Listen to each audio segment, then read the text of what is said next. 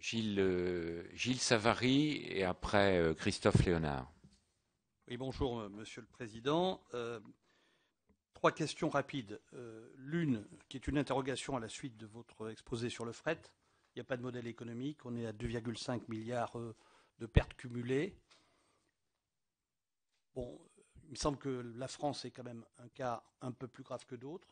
Quel est le niveau de perte, par exemple, de fret SNCF? Et on fait quoi si le modèle économique n'existe pas? Je veux dire, quelle est la solution que l'on peut envisager? Deuxième question sur la réforme. Le fait de regrouper les deux métiers de l'infrastructure, allocation des capacités et entretien, me choque pas. Il n'y a pas de lien entre l'ouverture à la concurrence et le degré de séparation. Il y a des pays réputés très ouverts qui ne sont pas ouverts à la concurrence. Par exemple, l'Espagne. Par exemple, la France, qui, vu de l'extérieur, avait fait un RFF très indépendant, mais qui quand même traîne.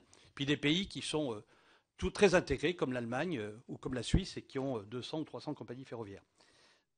Donc ça ne me choque pas, mais ça confère deux types de responsabilités. La première, c'est une productivité sur le réseau, sur l'infra, sur les matériels de l'infra. Et il a été suggéré qu'il y ait un plan de productivité associé à cette réforme. Car s'il s'agit de protéger des situations acquises et de faire en sorte que la SNCF ne soit pas plus efficace sur le réseau, on ne baissera pas les coûts du train. Et donc, voilà. Et le deuxième sujet, c'est comment est-ce que vous garantissez l'arrivée de nouveaux entrants de façon totalement impartiale. Ça, c'est le vrai sujet. C'est une question institutionnelle. Ça se fait en Allemagne. Est-ce qu'on peut transposer le modèle allemand? Et j'aurais des tas d'autres questions à poser, mais je ne les poserai pas.